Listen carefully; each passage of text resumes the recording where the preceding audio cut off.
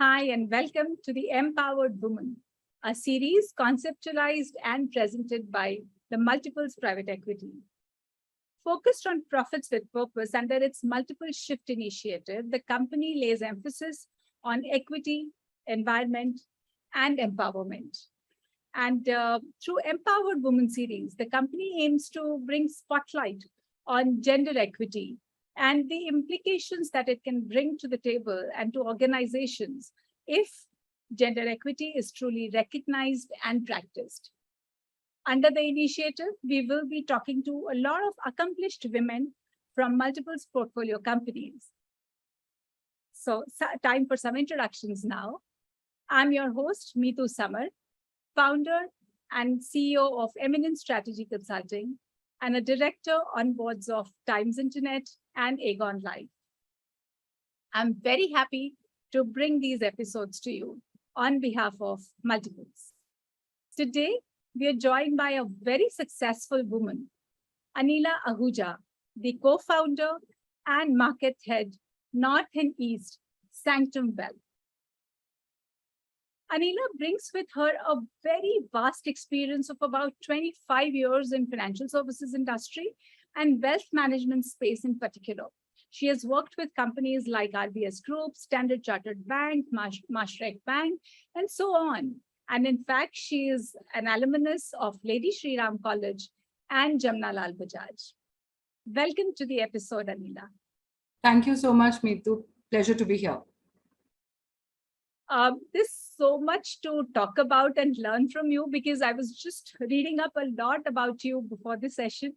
And what really kind of, interested me is your upbringing and your background.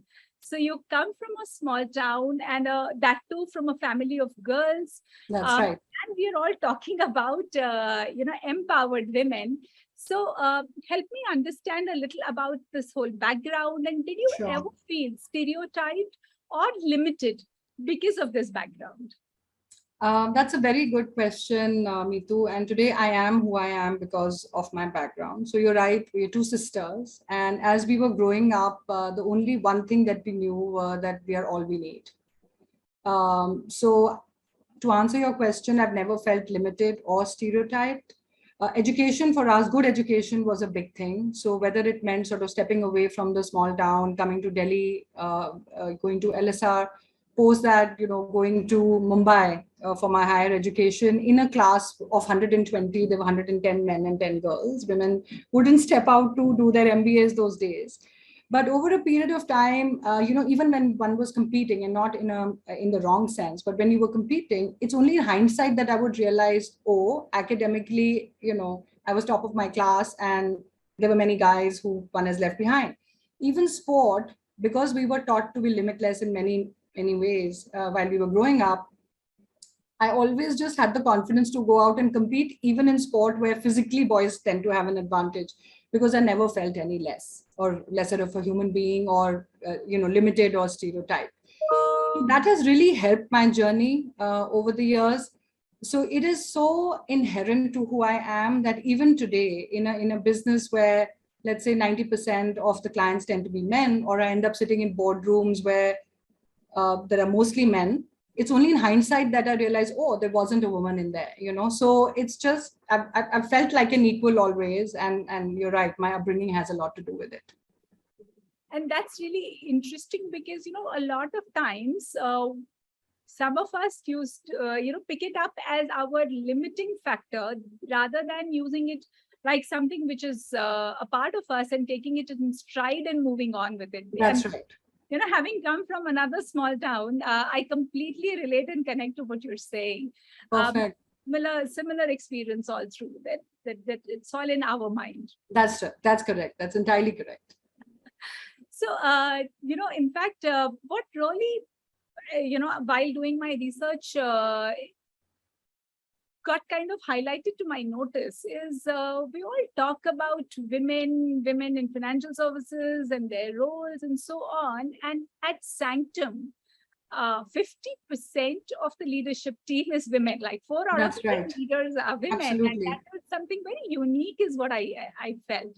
So is that by design, by default, or how is it? Actually, it isn't by design. What is very core at Sanctum is our culture. So a culture that's nurturing, a culture that's safe, not in a psychological sort of way. And it's not a culture that we've built thinking that we are trying to promote gender equality. It's just a culture which makes people more comfortable, whether it's men or women. And the core philosophy always has been that we must get the best person for the job. And because women have so much comfort, it just kind of happened naturally. And not just the management team, our ratio, men to women, 40% women at Sanctum. So financial services, the ratio is much lower. If you look at all India data, the ratio is, I think, in the range of some 25% or something, but we are 40% women.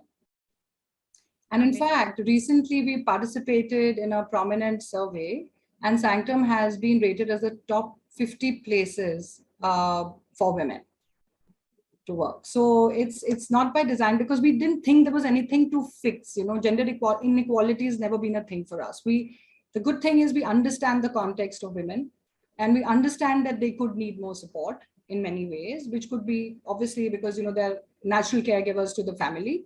So any support that they may need on that account, we've always been very forthcoming. It's not that there's a policy laid down on any such account, but as a management team, we've just been so open-minded about providing that support whenever women need it from time to time.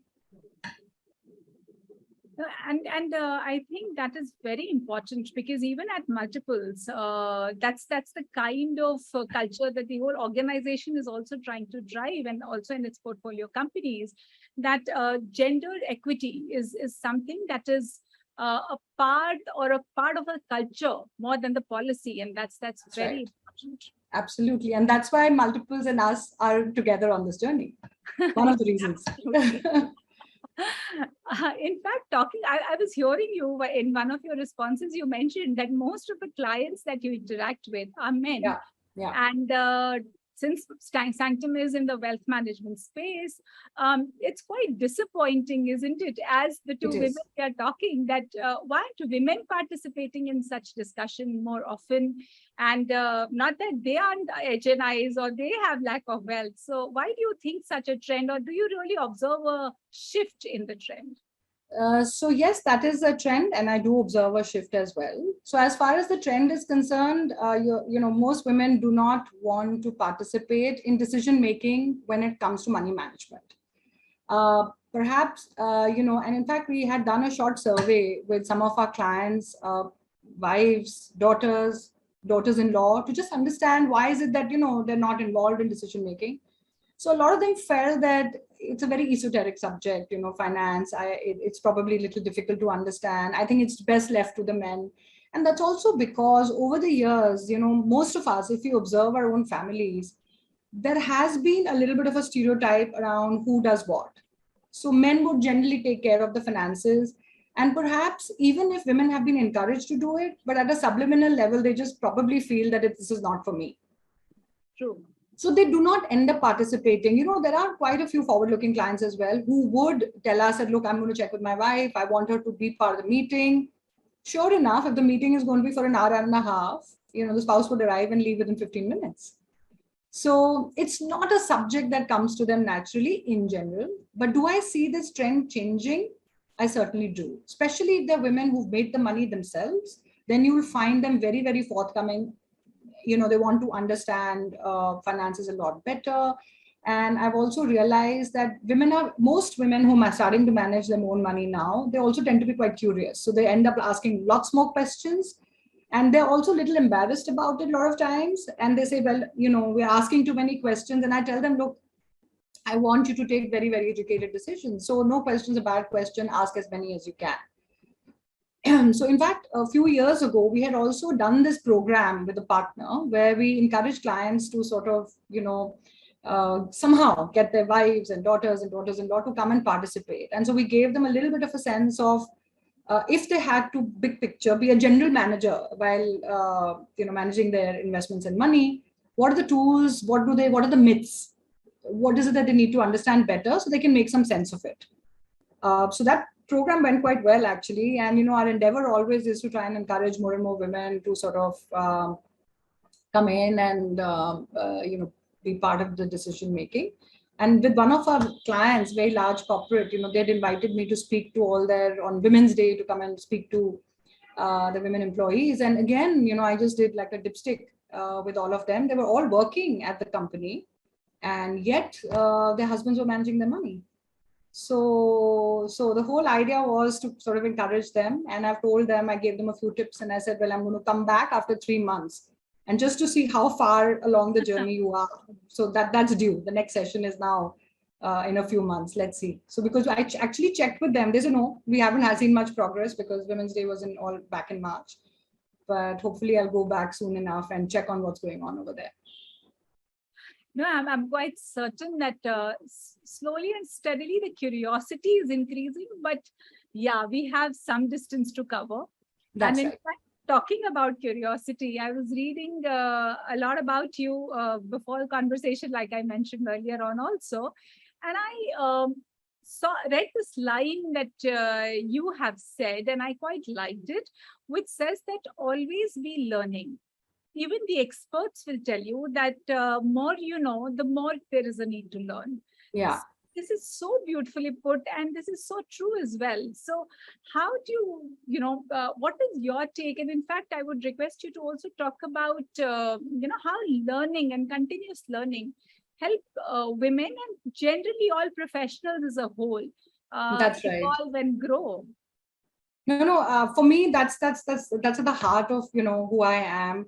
So the one thing I've always told myself is that I never want to call myself an expert. One can never be an expert. Throughout one has to learn. So one thing is knowledge, the other thing is understanding. So once you understand and you apply your knowledge, then you kind of take a helicopter view of your own situation and you observe how you did in a particular situation, what could you have done well. So that whole curiosity around applying knowledge, and then how could I have done this better, and a little bit of a self-critical sort of way of looking at things, never being always open-minded about the fact that I don't know everything. So that continuously keeps me curious and sort of on the journey. Second, the world is changing so fast, and for us to stay relevant, it is just so important that again we're continuously learning, and that never stops. And for me, one of the biggest sources of learning has been my experience. So the joy that my job brings to me is the fact that every day I interact with clients who are all wealthy, obviously, and successful. So each one of them, they're running different kinds of businesses. Some could be high-ranking professionals who've done really well for themselves. So the amount I get to absorb in my interactions from them and learn, because again, my curiosity also makes me ask a lot of questions. True. And when you're asking a lot of questions, you also need to have good listening skills. So the one thing that I have sort of tried to really work on over the years is good listening skills. And that makes me ask a lot of questions. And, it's such nuggets, such gems that come across from the experiences of clients, who've sort of been successful in their areas of business, that is a huge value add to me. I mean, any opportunity I get, I ask lots of questions and listen. No, that's truly important, because if we don't keep our listening, a lot of times we feel that it's only by reading, and we learn only by going to colleges or reading. But yeah, learning happens all the time. And like we were discussing earlier, learning can even happen from unwinding and reading a fictional book. That's true. That's true. To me, people's journeys are so important and such a massive source of learning. Correct. Because those are real. Those are real. Yes. And it doesn't also always have to be very structured, right? It can sometimes just conversations. Yeah. And there's just so much that you end up picking up about people's life experiences. Precisely. Yeah. In fact, I think that from there, something very interesting that can come out is your overall message that you would want to share with all our listeners, because, your experience is so rich, plus diverse, because like the background that you just now spoke about of having interacted with people of different walks of life. Right. So what's the kind of message that you would like to share with women in terms of why is it important to stay in the pipeline first and foremost? How can they take their journey towards leadership, and overall, how to be a more, well balanced human being? Sure. So, for me, actually, the four things, I call them my personal four C's. Lovely. Yeah. So that's something that has worked very well for me. First is curiosity, and we've already spoken about it, right? So always be curious, and it's very cliched and all that, but it works. So that's the first thing. Second thing for me, which has always worked for me, is genuine compassion and authenticity, whether it's as a leader, whether it's as someone who interacts with clients. So you have to care for your people, you have to care for your clients. And those are things that sort of, always stand you in good stead. Third is courage. And courage, again, very often as we're growing up also, we are taught, don't do this, don't do that. A lot of time we place limits on ourselves without even testing our limits. So, I understand the context under which women operate. Obviously, they end up being primary caregivers and there's a lot on their plate besides work. But yet, and my fourth is commitment to succeed. So the moment you commit to yourself that I want to make a success of my life, you will find the courage and you will not place limits on yourself, because the only limits that you place on yourself are the ones you place on yourself.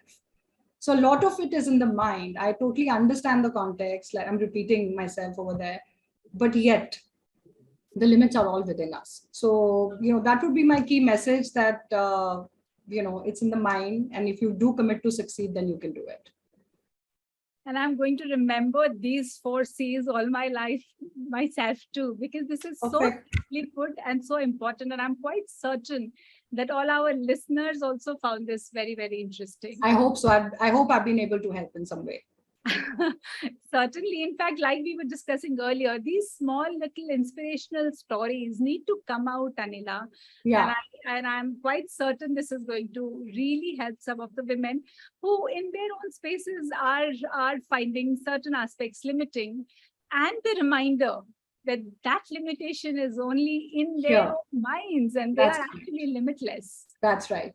That's right. Absolutely correct. Thank you so much for your time, Anila. Not at all. It's wonderful chatting up with you. It's been an absolute pleasure, Mitu. Thank you so much.